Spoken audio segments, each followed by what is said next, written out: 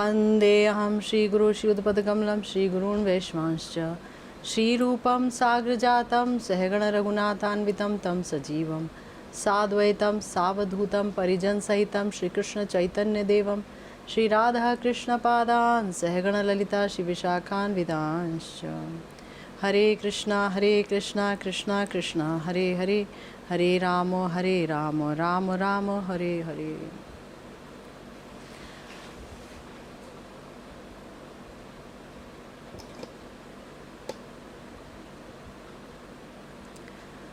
हम सब श्री विश्वनाथ चक्रवर्ती पाद जी द्वारा रचित श्री माधुर्य कादम्बनी ग्रंथ पर चर्चा करते चले आ रहे हैं और इस क्रम में हम ये सुनते चले आ रहे हैं जहाँ पर ग्रंथकार महोदय ने बताया कि अगर किसी का हृदय भगवान का नाम सुन करके द्रवित नहीं होता, उसके आंखों से आंसू नहीं बहते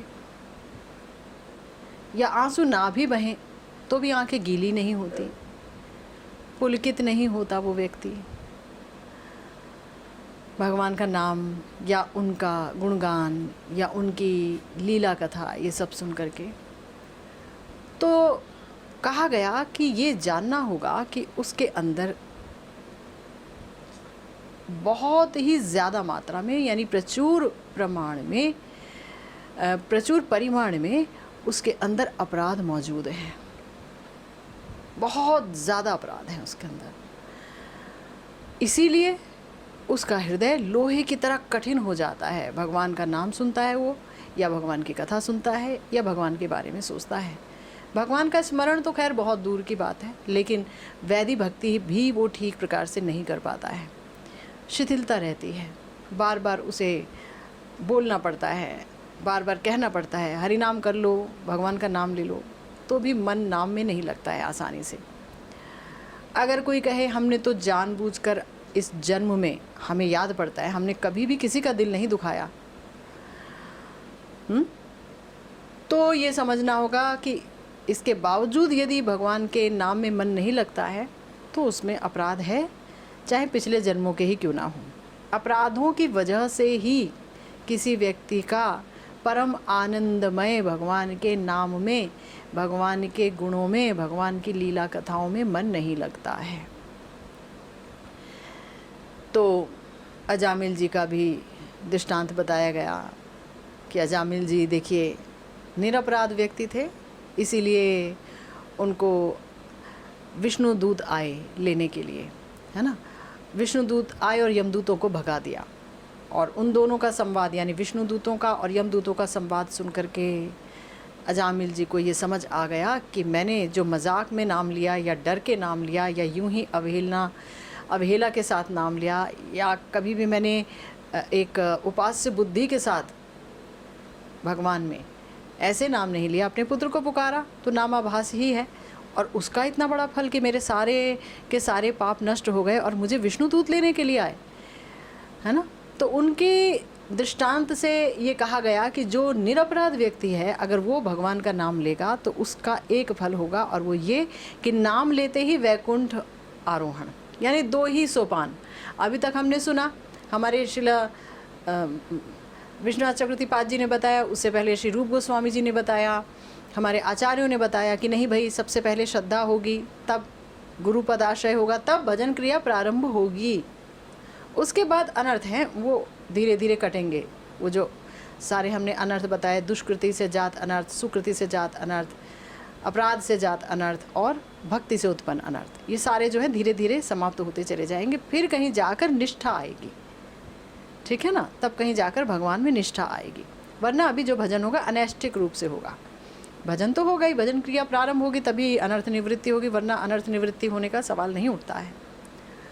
तो ये जो 9 सोपान है कि निष्ठा आएगी, फिर रुचि आएगी, फिर आसक्ति आएगी, फिर भावोदय होगा, फिर कहीं जाकर जो मनुष्य है, जो भक्त है, उसका जो चिरवांछित यानी कि जो वो चाहता है भगवान का प्रेम, वो प्रेम उत्पन्न होगा उसके हृदय में। अन्यथा ये प्रेम उत्पन्न होने का कहीं से कोई सवाल नहीं उठता है। तो उसको इन सोपानों से जाना पड़ेगा, है ना।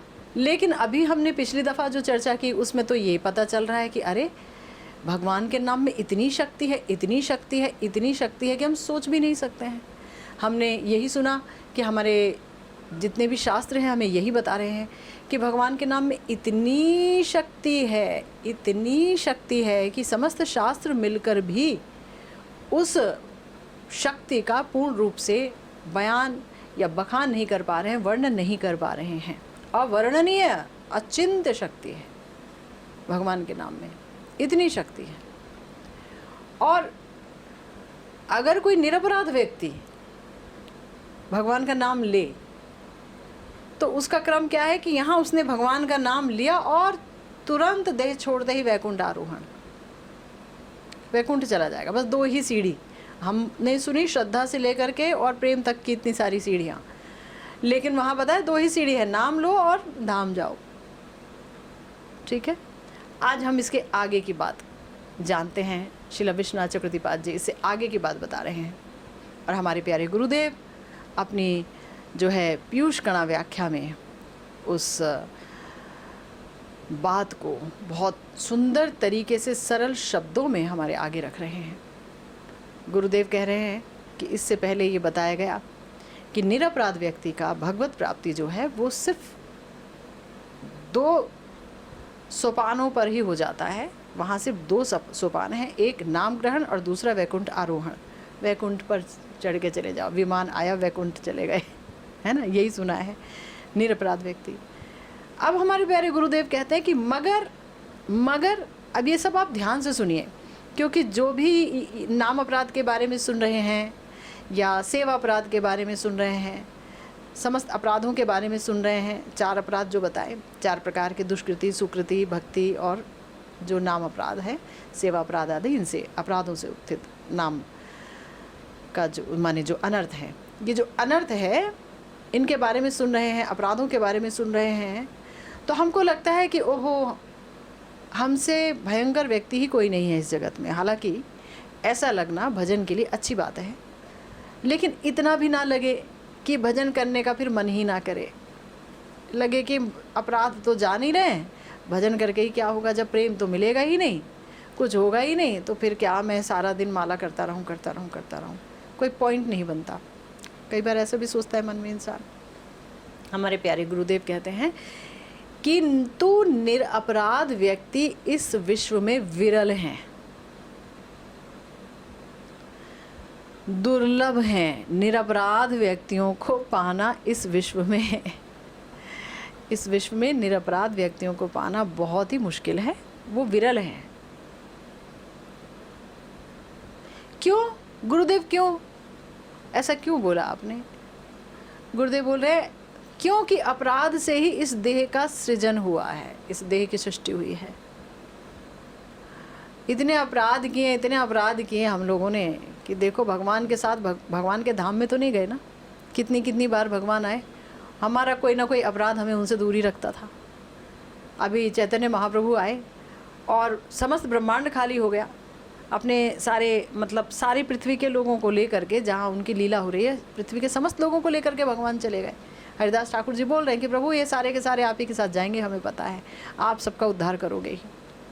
लेकिन हमारी बदकिस्मती कि हम यहाँ नहीं थे, हम ना जाने कौन से ब्रह्मांड में कहाँ पर पड़े हुए थे, किसी अपराध के कारण उनका सानिध्य नहीं मिला, तो हम यहाँ पड़े रह गए, है ना।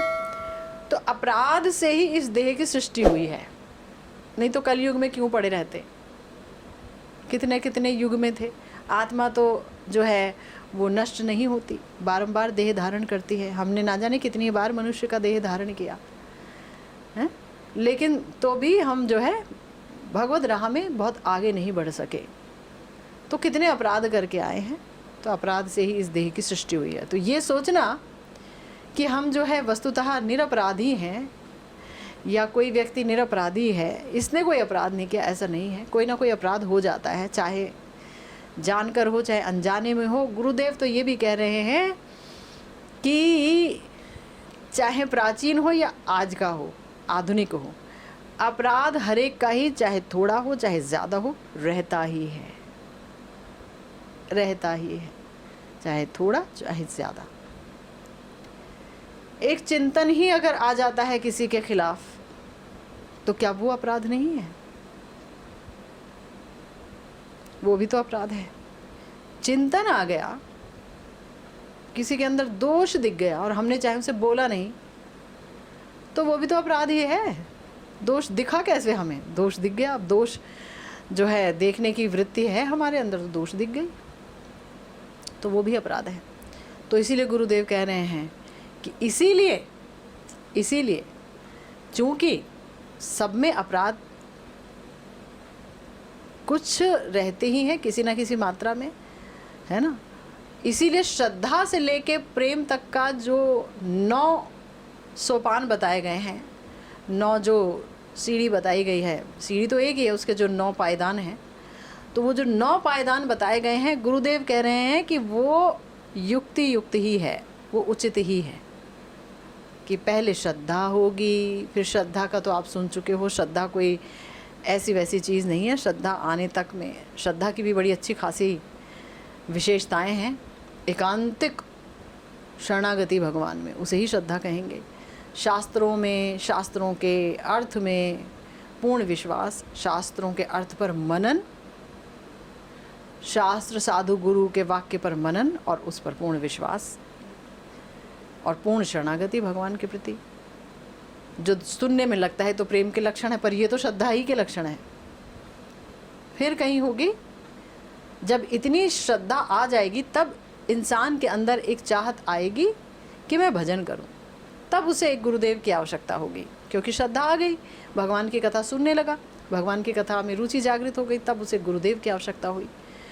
गुरुदेव का संग किया, संग करते करते महसूस हुआ कि हाँ यही मेरे लिए गुरुदेव हैं, है ना। और उसके बाद उसने दीक्षा शिक्षा लेनी प्रारंभ की और उसके बाद उसकी भजन क्रिया प्रारंभ हुई। फिर अब अनर्थ निवृत्ति होगी। अब अनर्थ निवृत्ति में तो बहुत समय लगता है, पर भजन चलता रहेगा, चलता रहेगा, उठा पटक लगी रहेगी। अब उठा पटक ज़्यादा लगेगी अनर्थ निवृत्ति के समय, ठीक है। फिर धीरे धीरे धीरे धीरे धीरे धीरे वही भजन आगे तक ले जाएगा। बस शर्त यह है कि भजन छूटे ना, है ना, क्योंकि अब शुद्धिकरण होगा, गुरुदेव आगे तो शुद्धि तो होगी। अब शुद्धि ऐसे तो नहीं होती, अब जैसे किसी कपड़े पे मैल लगा है तो उसे धोना पड़ेगा ना। अब उसको ऐसे प्यार से पुचकार करके तो मैल नहीं ना उतार सकते, कैसे उतरेगा मैल बताओ। उसको तो पहले भिगाओगे ना साबुन में, फिर झाग बनेगा, फिर वो कठोर झाग उसे लगेगा, है, उसे फिर रगड़ना पड़ेगा, फिर उसे सोटी से पीटना पड़ेगा, और फिर क्या क्या नहीं होगा, फिर कहीं जा कर के वो उजलेदार कपड़ा बनेगा धुल करके। तो अनर्थ निवृत्ति का स्तर है, वो धुलाई होनी प्रारंभ हो जाती है हमारी। तो हमारे गुरुदेव कह रहे हैं कि श्री ग्रंथकार ने एक दृष्टांत के द्वारा इस विषय को स्पष्ट किया है। क्या कहा कि नाम अपराध वर्णन के प्रसंग में एक श्लोक बोला गया है, के ते अपराधा विप्रेंद्र नामनो भगवतः कृतः विनिघ्नन्ति नृणाम कृत्यम प्राकृतम यान यंती ही। अर्थात हे विप्रेंद्र, श्री भगवान के नाम के प्रति अपराध जब आचरित हो जाता है तो वो तो मानव के समस्त सुकृतियों का विनाश कर देता है और अप्राकृत वस्तु में प्राकृत बुद्धि ले आता है। यह अपराध का फल है। अप्राकृत वस्तु में प्राकृत बुद्धि ले आता है। ऐसे अपराध कौन से हैं? तो यहाँ अपराध का फल बताया गया कि अपराध से क्या होता है। अपराध से ये होता है कि मानव की हर प्रकार की सुकृति नष्ट हो जाती है, और सबसे भयंकर चीज़ जो अप्राकृत है, भगवान का नाम, भगवान के गुण, भगवान की प्रसादी माला, प्रसादी चंदन, प्रसादी तुलसी, जो सोचिए मिलना बहुत मुश्किल है।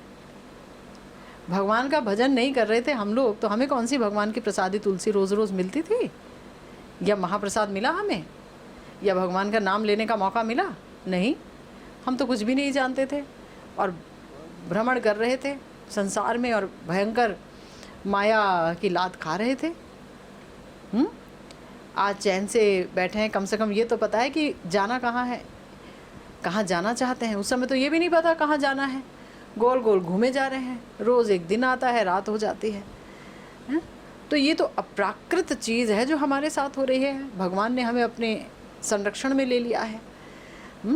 लेकिन उस अप्राकृत वस्तु में, भगवान के श्री विग्रह में, भगवान के हर चीज़ में, उनकी कथाओं में प्राकृत बुद्धि आ जाना, ये अपराध का भयंकर फल है। वो जो अप्राकृत है वो प्राकृत लगने लगे, ये अपराध का भयंकर फल है।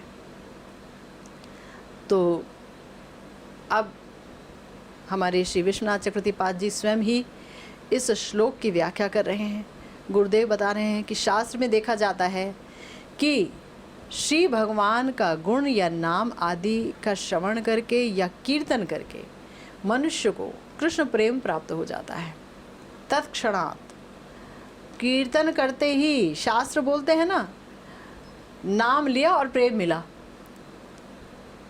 नाम लिया, एक बार नाम लोगे कृष्ण नाम तो सारे जन्मों के पाप समाप्त, और दूसरी बार लो तुरंत कृष्ण प्रेम मिलेगा। इतनी महाशक्ति है हरि नाम में।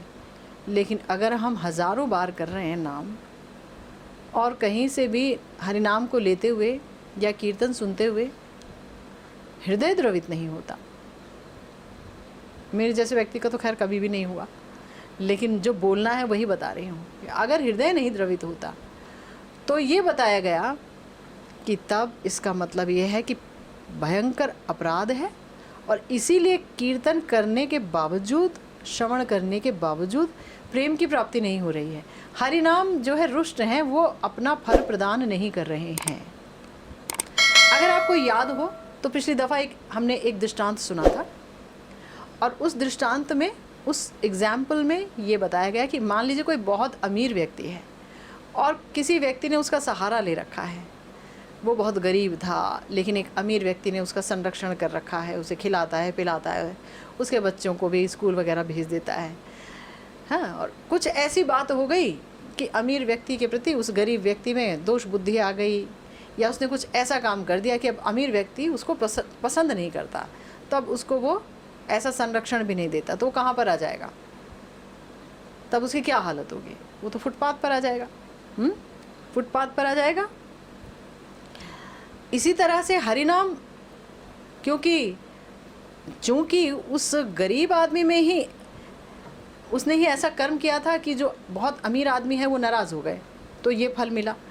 ऐसे ही हरिनाम जो सब कुछ देने में समर्थ हैं, अगर कुछ नहीं दे रहे हैं, प्रेम का एक बिंदु भी नहीं मिल रहा है, इसका मतलब हमारा भयंकर अपराध है। ये बात अगर आपको याद हो तो ये बताई गई थी पिछली दफ़ा। अब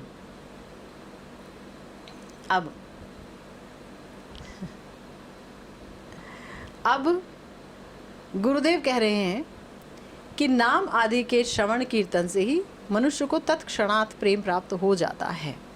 श्रीमद् भागवतम के प्रारंभ में एक श्लोक है 1:1-2 में कहा गया, सद्यो हृदय वृद्ध्यते अत्र कृतिभिः शुश्रूषयुभिस्तत्क्षणात्।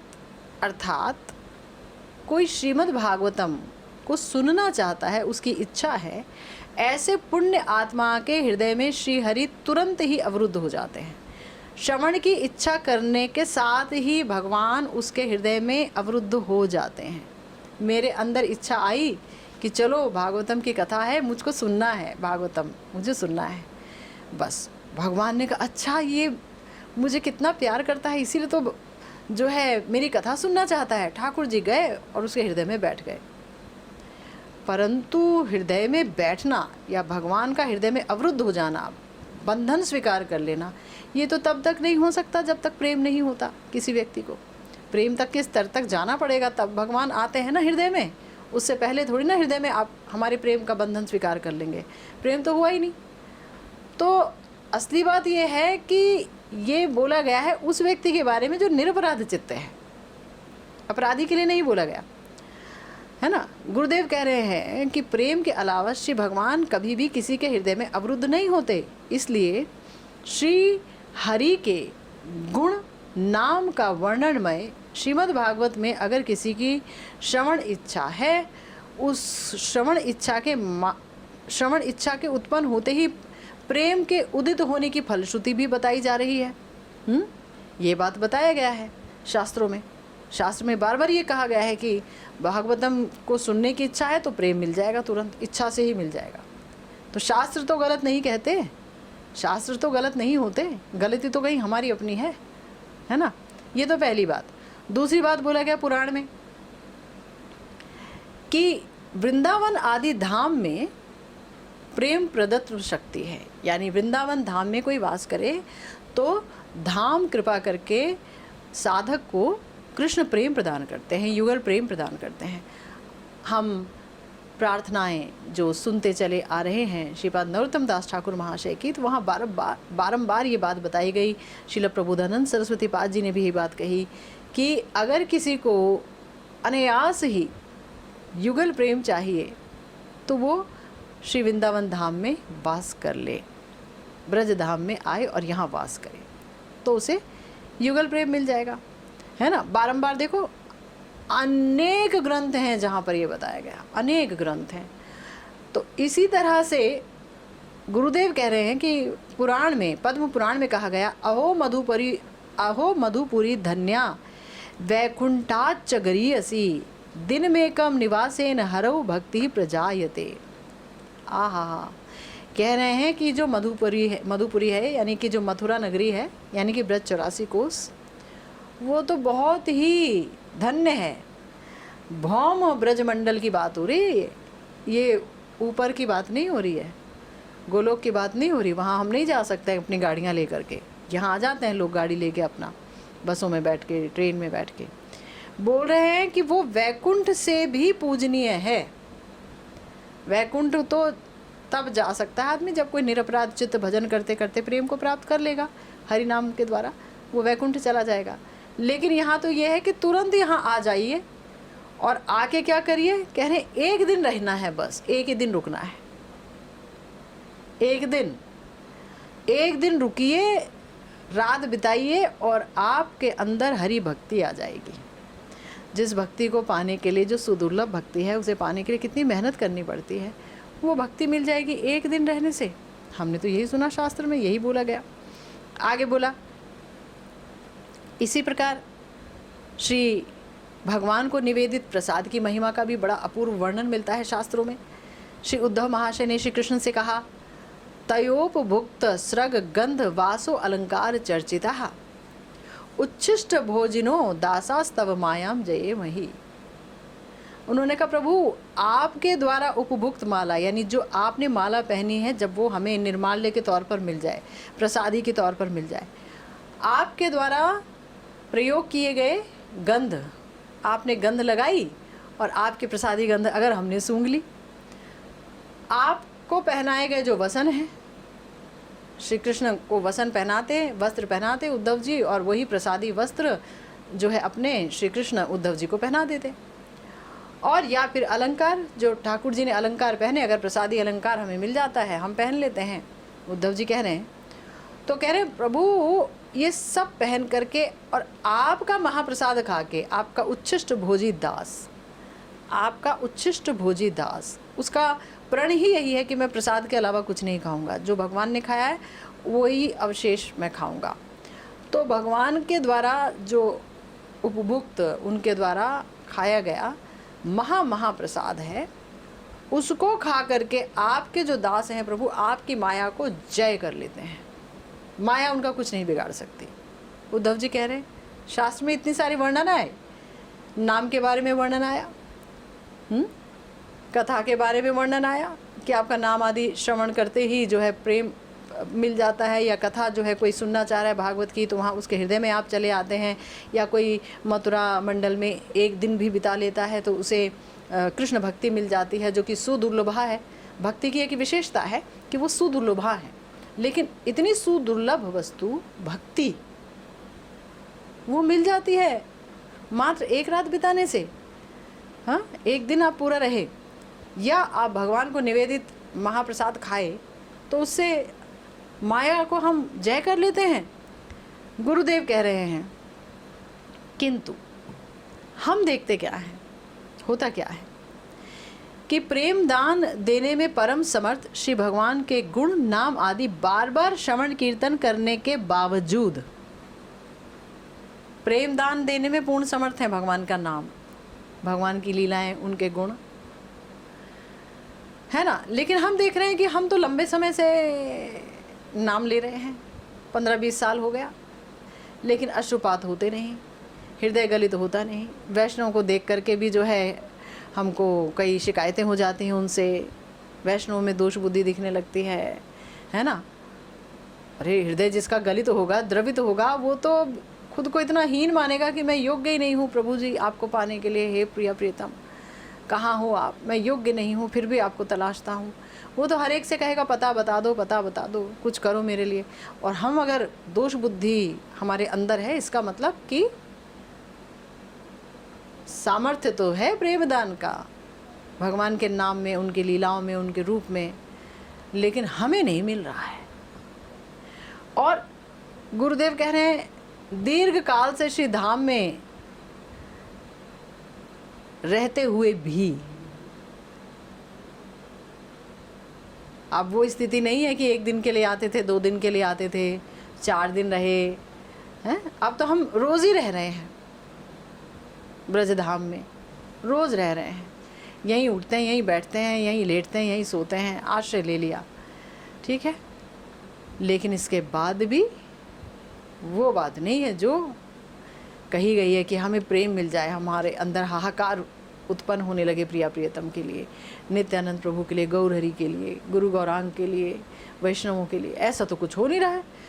गुरुदेव कह रहे हैं कि इसी प्रकार नित्य भगवान को निवेदित प्रसाद खाते हुए भी, ऐसा तो कोई वैष्णव नहीं है कि जो अनिवेदित भोजन करता हो। भगवान को पहले निवेदन किया जाएगा, भोग लगाया जाएगा, उसके बाद ही वो उसको खाएगा।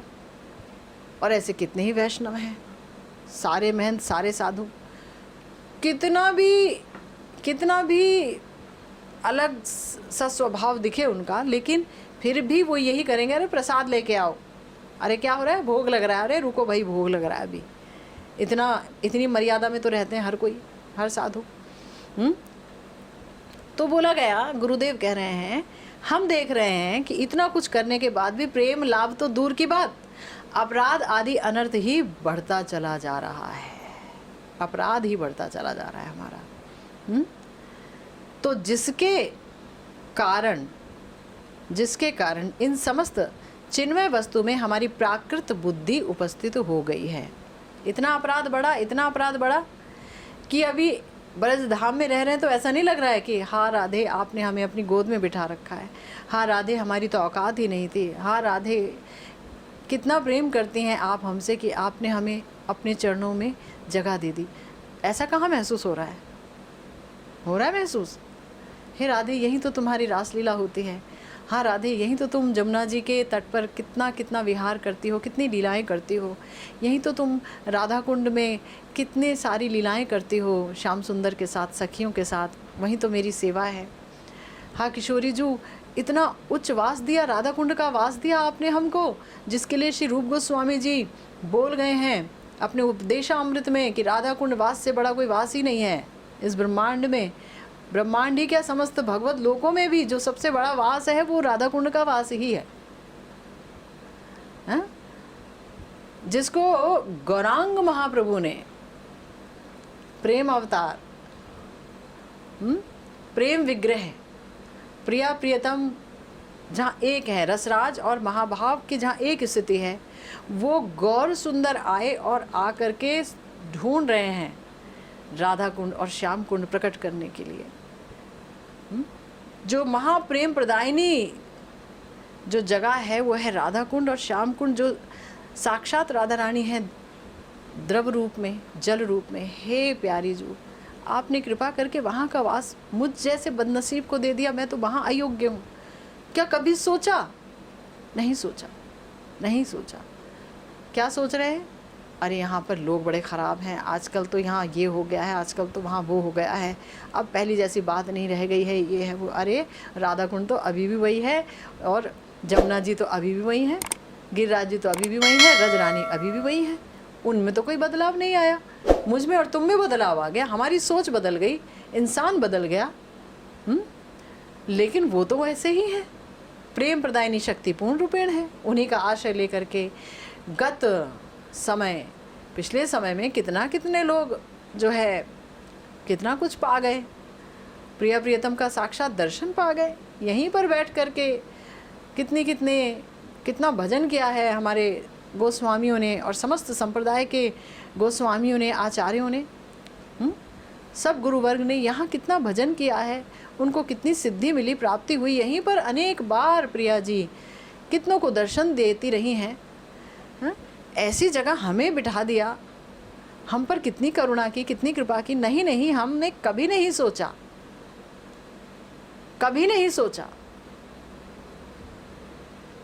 हाँ, क्यों नहीं सोचा? प्राकृत बुद्धि क्यों उपस्थित हो गई? गुरुदेव कह रहे हैं क्योंकि हमारे अंदर नाम अपराध है, क्योंकि हमारे अंदर नाम अपराध है। इसलिए ब्रजभूमि के लिए भी हमारे अंदर प्राकृत बुद्धि है, ब्रजवासियों के लिए भी हमारे अंदर प्राकृत बुद्धि है। हम उनमें दोष दर्शन करते हैं, हम उनसे लड़ने को चल देते हैं। वो 4 हाथों वाले हैं, गुरुदेव ने पहले ही बोल दिया था, सतर्क कर दिया था, 4 हाथों वाले हैं। और गुरुदेव ने सतर्क किया और भगवान ने नहीं किया, ऐसा नहीं है। भगवान ने स्वयं ब्रजेंद्र नंदन श्री कृष्ण ने प्रिया जी का महाभाव और अंग कांति लेकर के खुद जगदानंद पंडित जी को सतर्क कर दिया था, तुम मत जाओ ब्रज में, तुमसे बर्दाश्त नहीं होगा। ब्रज की खड़ी बोली है, बात बात में गाली दे हैं, सारो यू को कर रो है, जो भी है। मुझे तो बोलना नहीं आता इतना, लेकिन जिस तरीके से वो करते हैं वो बड़ी मीठी लगती है। और कोई उसी चीज़ को गलत निगाह से देखने लगे। और वही ब्रजवासी, मैंने देखा, वही ब्रजवासी जब देखते हैं किसी भक्त को, किसी संत को, तो उनके लिए वो क्या नहीं करते हैं। उनके लिए वो ज़मीन दे देंगे, कुटिया बना देंगे, बाबा जी यहाँ रहो। हमारे जो आचार्य थे, श्री लोकनाथ गोस्वामी पाद, श्री रूप जी, सनातन जी, श्री रघुनाथ जी, या सिद्ध कृष्णदास बाबा जी महाराज, सारे, या रणवाड़ी के बाबा जी महाराज, या मधुसूदन दास बाबा जी महाराज, ये कहाँ रहते थे और अपनी दिनचर्या कैसे निभाते थे? क्या ये कोई किचन वगैरह रखते थे? क्या चूल्हा बना करके सुबह भी खाना बना रहे हो और दिन में भी, रात में भी? ऐसा तो नहीं करते थे। ब्रजवासियों के पास ही जाते थे और उनकी मधुकरी लेते थे। इसीलिए नरोत्तम दास ठाकुर महाशय बार बार कहते हैं कि मैं कब ब्रजवासियों की मधुकरी खाऊंगा, ब्रजवासियों की कृपा मुझे कब मिलेगी। और हमारी ब्रजवासियों में क्या बुद्धि आती है? अगर हम किसी यहाँ पर आकर के किसी बड़े सोसाइटी फ्लैट्स में रहते हैं या कहीं भी रहते हैं, तो हम लोग क्या देखते हैं कि ब्रजवासी हैं वो झाड़ू लगा रहा है, या ब्रजवासी है वो कोई इलेक्ट्रिशियन का काम कर रहे हैं, या ब्रजवासी हैं वो जो है गार्ड के रूप में खड़े हैं, और वो उठ करके अपनी ड्यूटी के तहत आपको सलाम कर रहे हैं, ऐसे ठोक रहे हैं, बेचारे सलाम ठोक रहे हैं। हाँ, तो हम सीना चौड़ा करके निकल जाते हैं। शर्म आनी चाहिए। और खुद को भक्त कहते हैं, माला खटखटाते हुए जाते हैं। वो हमें प्रणाम करते हैं और हम जो है उस प्रणाम को हम ले रहे होते हैं।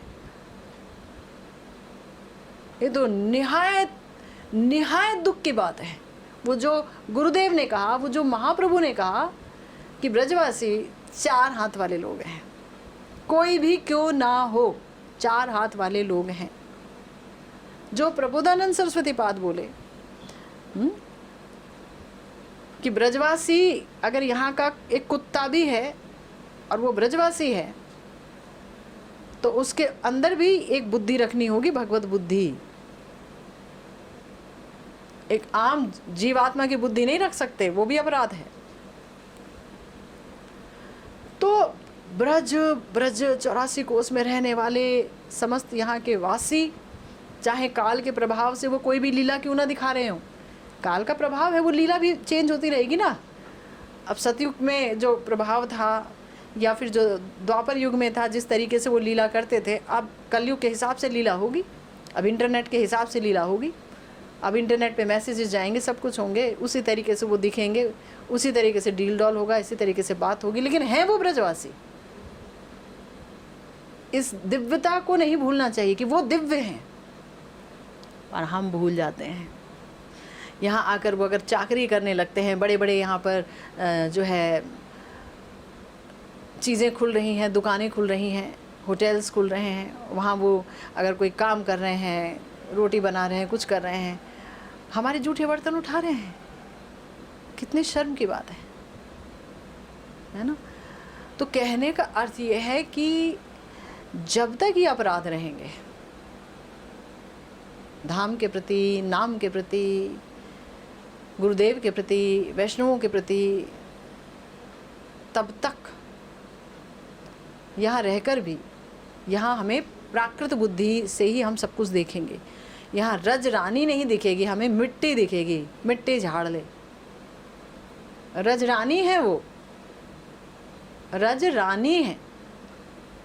यहाँ के संतों ने उसी रज को लपेट लपेट के और उसी रज पर बैठ बैठ के, उस रज पर, यहाँ तक कि कोई संत तो उसी रज पर अपनी रोटी सब्जी रख के खाते हैं। उस रज से करुआ बनाया हमारे पंडित बाबा जी ने यहाँ पर वृंदावन में, और उस करुआ के जल से अगर वो शौच भी करते थे तो उसी जल से वो अपनी आचमनी भी कर लेते थे। क्यों करते थे? कहते थे अरे वृंदावन की रज है, ये कोई आम रज है, ये कोई अपवित्र हो जाता है इसका जल क्या? पर वो कर सकते हैं, हम नहीं कर पाएंगे। उनकी बुद्धि वहाँ तक चली गई है, उनको अनुभव होने लगे हैं, उनको अनुभूतियाँ होने लगी हैं। हम अंधानुकरण नहीं कर पाएंगे, अपराध हो जाएंगे। समझ रहे हैं? तो कहने का अर्थ ये है कि यहाँ पर किसी भी चीज़ में प्राकृत बुद्धि नहीं रखनी है, पर हमसे हो जाता है, अपराधों के कारण हो जाता है। इसीलिए गुरुदेव कह रहे हैं हमारे प्यारे बाबा कि देखो भाई, जिसके फल से इन समस्त चिन्मय वस्तुओं में प्राकृत बुद्धि उपस्थित हो गई है, वो नाम अपराध भजन का भयंकर अंतराय है, बाधा है, बहुत बड़ी बाधा है। इसलिए डर के साथ और कपकपाहट के साथ, डर से कांपते हुए और अति विस्मय के साथ ये प्रश्न पूछा गया कि वो नाम अपराध भला कौन से हैं जिससे अप्राकृत वस्तु में प्राकृत बुद्धि आ जाती है प्रभु। अगर अप्राकृत वस्तु में अप्राकृत बुद्धि रहती तो हम बच जाते।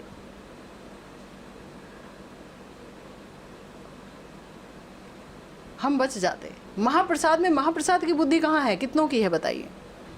महाप्रसाद में तो ये बुद्धि आई जाती है हमारी, इसमें नमक ज़्यादा है कि नमक कम है, आज स्वाद नहीं आया, क्या तूने बेस्वाद बनाया है।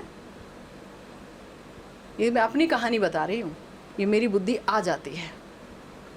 इतना सारे नाम अपराध कर रखे हैं तो बुद्धि आना बहुत स्वाभाविक है। अब ये वो महाप्रसाद है जिसके एक कण को पाने के लिए पार्वती जी ने तपस्या की भगवान की, और तब उनको ये वरदान मिला, जगन्नाथ जी ने दिया कि ठीक है, तुम इस मेरे क्षेत्र में सबसे पहले जो मेरा भोग है वो आप ही को लगेगा, उसके बाद फिर वो खाने के लिए जाएगा दूसरों को। जिसको पाने के लिए तपस्या की है पार्वती जी ने। नारद जी आए वैकुंठ से नारायण भगवान का प्रसाद पाते हुए, थोड़ा सा लक्ष्मी जी ने दे दिया उच्छिष्ट नारायण भगवान का, खाते खाते शिवलोक चले गए। भगवान शिव ने कहा कि आप इतने आनंद में मत हैं, हरि नाम गा रहे हैं नाच नाच के, क्या बात है? तो उन्होंने कहा हमने तो महाप्रसाद पाया है नारायण भगवान का। भगवान शिव ने कहा और हम पर कृपा नहीं की आपने। तो उन्होंने कहा आप कि भाई देखो देखो मेरे हाथ में अब तो कुछ है नहीं, अब कहाँ से दूँ, खाली है हाथ। बोले नहीं, कहीं ना कहीं होगा। तो जो नाखून था उसके पास में एक कण लगा हुआ था महाप्रसाद का, भगवान शिव ने खाया और वो भी नाच रहे हैं। पार्वती जी आई, कह रही आप दोनों नाच रहे हैं, है ना, क्या ऐसा पाया, आप दोनों इतना खुश हैं? तो उन्होंने कहा आज हमने भगवान का महाप्रसाद पाया। पार्वती जी ने कहा आपने ले लिया? भगवान शिव ने कहा मैंने खा लिया। तो बोली मैं तो आपकी अर्धांगिनी हूँ, मुझे दिया भी नहीं, ज़रा सा नहीं दिया आपने, मुझे भूल गए। तो इतना दुर्लभ वस्तु आपने मुझे नहीं दी, मैं तपस्या करूँगी और जग के लोगों को ये मैं उपलब्ध कराऊंगी महाप्रसाद। तपस्या की उन्होंने और महाप्रसाद पाया, और आज उन्हीं की बदौलत आज हमें देखो जगन्नाथपुरी का हमें वहाँ निर्माल्य प्राप्त होता है, अन्न प्राप्त होता है महाप्रसाद के रूप में, हम उसको खाते हैं जब द्वादशी होती है, पारण करते हैं। और घर में देखिए महाप्रसाद मिलता है, हम भोग लगता है, महाप्रसाद बनता है। ठाकुर जी प्राण प्रतिष्ठित श्री विग्रह हैं। गुरुदेव ने प्राण प्रतिष्ठित किया हमारे ठाकुर जी को। उधर गिरधारी जी हैं, उधर हमारे चितपट विग्रह हैं, साक्षात गुरु वर्ग बैठे हुए हैं, गुरु मंजरी जी हैं। लेकिन हमारी बुद्धि नहीं है। फटाफट चित्रपट को साफ किया, फटाफट वहाँ तिलक विलक लगाया, खटाखट काम कर दिया, लेकिन एक बार भी उनसे बात नहीं की। क्यों नहीं की? क्यों नहीं की? प्राकृत बुद्धि है। अप्राकृत वस्तु में प्राकृत बुद्धि है।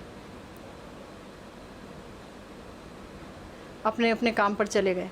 अरे तुमसे बात ही करते रहेंगे, तुम्हारा नाम कौन लेगा? नाम भी तो लेना है ना, इतनी माला भी पूरी करनी है। बहरहाल तो गुरुदेव कह रहे हैं कि प्रत्येक साधक को नाम अपराधों को उत्तम रूप से जानना होगा और अत्यंत सतर्कता के साथ इनका वर्जन करते हुए भजन पथ में आगे बढ़ना होगा। अपराध का जो कार्य है जिस प्रकार भयावह है, उसके कारण अपराधी का भगवान के प्रति विमुख होना ही उचित है। अर्थात श्री गुरु पादाश्रय और भजन क्रिया आदि अपराधी के पक्ष में ना होए तभी ठीक है। इस प्रकार भी कोई प्रश्न उठा सकता है कि भाई ठीक है, अगर कोई बहुत अपराध करता रहा है, अब आप बोल रहे हो कि उसे दीक्षा दिला दे, उसे हरिनाम दिला दे, वो भी भजन करे, अरे वो तो महाअपराधी है, सब में जो है उसकी प्राकृत बुद्धि है, वो तो अपराध करता आया है, तो ये गुरु पदाश्रय ना ही करे तो ठीक है। तो हमारे गुरुदेव कह रहे हैं देखो ऐसा होता है ना, ग्रंथकार भी बोल रहे हैं कि ठीक ही बात बोल रहे हो आप, कि अगर किसी को भयंकर बुखार हो तब अन्न आदि ग्रहण करना संभव नहीं होता है। बहुत बुखार हो 104 डिग्री का और आप उसके लिए ले आओ हलवा पूरी, चावल सब्जी रोटी और कहो कि खा लो, तो वो नहीं खा पाएगा। भयंकर बुखार है, उसे टेस्ट ही नहीं आएगा, नीम नीम जैसा लगेगा, कड़वा कड़वा। वो स्वाभाविक है। इसी प्रकार से गुरुदेव कह रहे हैं अगर अपराध प्रबल रूप में है तो गुरुपादाश्रय और श्रवण कीर्तन आदि भजन का अवकाश ही नहीं रहता। वो गुरुदेव को मानेगा ही नहीं, गुरुदेव के पास ही नहीं आएगा जी हरि नाम लेने के लिए, कि अपराध महाप्रबल है, उसने बड़ी निंदा कर रखी है सबकी, है, उसका विश्वास ही नहीं है। अब उसे कहें चले जाओ आप हरि नाम ले लो, भगवान का नाम ले लो, वो कहेगा मुझे नहीं लेना, ना मुझे जाना धाम और ना मुझे लेना हरि नाम, मेरे बस की ना है, बोल देंगे, है ना। तो बोला गया कि तब हो नहीं पाएगा। लेकिन ज्वर जब धीरे धीरे कम होगा, तब जिस प्रकार से ज्वर का वेग समाप्त होता है तो थोड़ा थोड़ा अन्न अच्छा लगने लगता है। अब 104 डिग्री रहता था, अब आते आते 100 के आसपास रहने लग गया, तो थोड़ा अन्न दे दिया, ये खा के देखो, थोड़ा सा बनाया आपके लिए कुछ चटपटा खाना, खाइए, तो खा लेगा, हाँ थोड़ा अच्छा लगा। लेकिन फिर भी अभी पूरा नहीं खा पाएगा, थोड़ा सा खा लेगा, तो थोड़ा सा हरि नाम उसको बोलेंगे कर ले, तो हो सकता है 1-2 माला शुरू कर दे, क्योंकि वो जो अपराध की जो प्रबलता है वो थोड़ी समाप्त हो गई है, कम हो गई है। इसी प्रकार दीर्घ दिन अपराध भोगने के बाद जब उसकी गति थोड़ी मंद होती है तो भजन में थोड़ी सी रुचि जन्मती है, तब गुरु पादाश्रय और भजन क्रिया आदि हो सकती है, तभी होगी। और ज्वर जब समाप्त होता है, उसकी गति और मंद हो जाती है, तो पुष्टिकर खाद्य आदि उसको विशेष पुष्ट नहीं करता है, थोड़ा ही पुष्ट करता है। यानी कि बुखार है तो बुखार में तो खा ही नहीं पाएगा, पर बुखार थोड़ा कम हुआ, अब हमने कहा दूध पी लो, या अच्छा कोई न्यूट्रिशियस पौष्टिक खाना उसको खिला रहे हैं दलिया आदि बना करके, तो वो खाना नहीं चाहेगा, लेकिन फिर भी बोलेगा कि थोड़ा सा तो खा लो। ठीक है, उसने खा लिया। तो जहाँ पर एक आम आदमी खाए और उसमें एकदम ताकत आ जाए और वो चलने लगे, फिरने लगे, दौड़ने लगे, वहीं जो बुखार वाला आदमी है जिसका बुखार थोड़ा कम हो गया है, तो वो खाएगा तो वो उसको थोड़ा सा ही फ़र्क पड़ेगा, हाँ थोड़ा ठीक लग रहा है। लेकिन अगर उसे बोलें कि तुम 4 चक्कर लगा लो तो राधा कुंड के, तब फिर वो कहेगा वो संभव पर नहीं है, चल पा रहा हूँ थोड़ा सा, फिर बैठ गया, पहले उठ भी नहीं पा रहा था, थोड़ा सा चल पा रहा है ना, अल्प पुष्टिकर होगा। इसी प्रकार से गुरुदेव कह रहे हैं कि अपराध की गति मंद होने के बाद भी, कम हो गई अपराध की गति, लेकिन तब भी श्री कृष्ण के गुण और उनके नाम आदि का आस्वादन या अनुभव विशेष रूप से नहीं होगा, थोड़ा बहुत ही होगा। अगर अपराध रहित व्यक्ति होता तो विशेष रूप से हो जाता, उसे अनुभव आस्वादन आता, लेकिन यहाँ तो आस्वादन नहीं आ रहा है, थोड़ा बहुत ही अनुभव आया है। दीर्घ दिन अगर कोई ज्वर निवारक यानी बुखार हटाने की कोई दवाई खाता रहे काफ़ी दिनों तक, और वो खाते खाते और वो ये भी देख रहा है कि हाँ ये चीज़ खानी है, ये चीज़ नहीं खानी है, इसके साथ में क्या खाना उचित है खाने में और क्या नहीं, सब कुछ देख रहा है, और वो करते करते जैसे जैसे रोग समाप्त होने लगेगा वैसे वैसे उसकी देह जो है मजबूत होने लगेगी, बलशाली होने लगेगी। इसी प्रकार गुरुदेव कह रहे हैं कि अपराध जब नष्ट होगा तब महाऔषधि स्वरूप श्री नाम, श्री गुरु और श्री वैष्णवों की अकपट सेवा करते करते, यहाँ औषधि क्या है पहले ही बताया, बुखार कैसे ख़त्म होगा, उसे गोली खानी पड़ेगी, दवाइयाँ खानी पड़ेगी, कुछ तो लेना पड़ेगा ना, इतने समय से चला आ रहा है, अभी कुछ तो लो, तो ले करके धीरे धीरे अब उसकी बुखार ख़त्म हो गया। अब यहाँ पर अपराध एकदम से कैसे ख़त्म होगा, कम हो गया लेकिन पूरा ख़त्म कैसे होगा, तो गुरुदेव कह रहे हैं महाऔषधि है श्री नाम, हरि नाम लेते रहो पहली बात, और श्री गुरु और श्री वैष्णवों की अकपट सेवा करनी होगी, निष्कपट सेवा, है ना। निष्कपट किसे कहते हैं कि मन में भी सेवा भाव हो और बाहर भी सेवा भाव हो, मन में कुछ और ऊपर कुछ, इसे कहते हैं कपट। तो कपट नहीं, निष्कपट सेवा करते करते गुरु वैष्णवों की अपराध धीरे धीरे समाप्त होगा, और जैसे जैसे अपराध समाप्त होगा वैसे वैसे भजन विग्रह की परिपुष्टि और भजन रस के आस्वादन की चमत्कारिता जागृत होने लगेगी, है ना।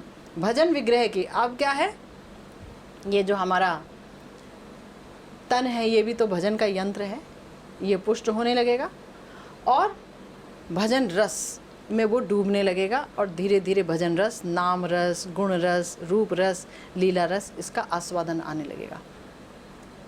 ठीक है, इसलिए गुरुदेव कह रहे हैं कि भगवान के नाम, भगवान के गुण, भगवान के नाम में बिल्कुल प्रेम दान करने की का सामर्थ्य है, और अचानक प्रेम दान करने का सामर्थ्य है, अचानक ही प्रेम दान हो जाएगा, है सहसा प्रेम दान करने का सामर्थ्य है। लेकिन चूंकि साधक गण में अपराध रहता ही है, पहले ही सुन के आ चुके हैं हम कि ये निरपराध होना बहुत विरल है, अपराध से हमारा देह बना हुआ है ना।